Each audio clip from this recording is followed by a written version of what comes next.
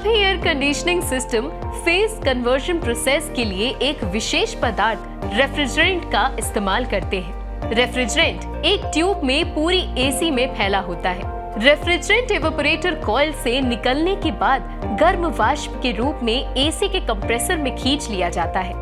Compressor आने वाले refrigerant वाष्प के घनत्व को तापमान में दबाव से बढ़ा देता है।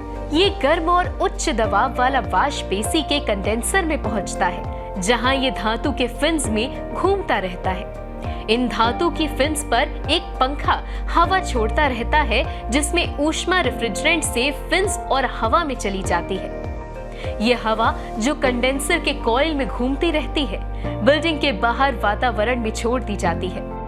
कंडेंसर से होकर गुजरने के बाद वाष्प काफी मात्रा में ऊष्मा को खो देती है और गैस से उच्च तापमान वाले तरल में बदल जाती है।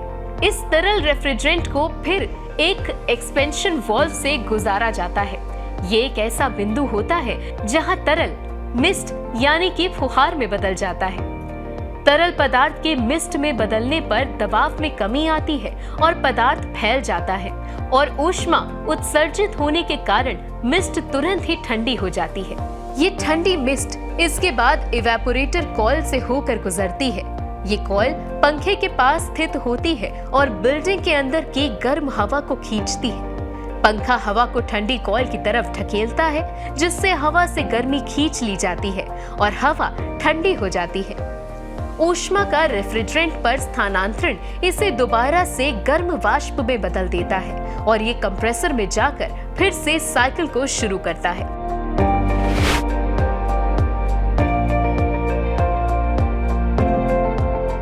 ठंडक पहुंचाने के साथ साथ एयर कंडीशनर्स नमी को भी हटाते हैं। दरअसल एयर कंडीशनर्स की खोज का मुख्य उद्देश्य औद्योगिक क्षेत्रों में हवा को ठंडा कर नमी हटाना था।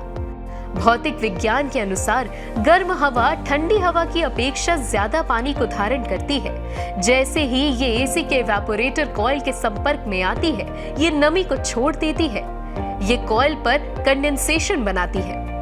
हवा से उमस को हटाने और घटे हुए तापमान के संयुक्त रूप को ही एयर कंडीशनिंग कहते हैं।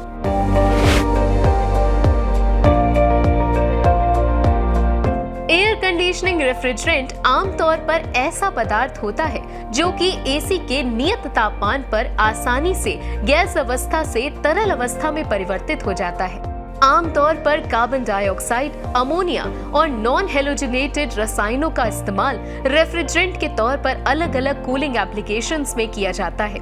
इससे पहले क्लोरोफ्लोरोकार्बन यानी कि CFC और हाइड्रोक्लोरोफ्लोरोकार्बन का इस्तेमाल किया जाता था।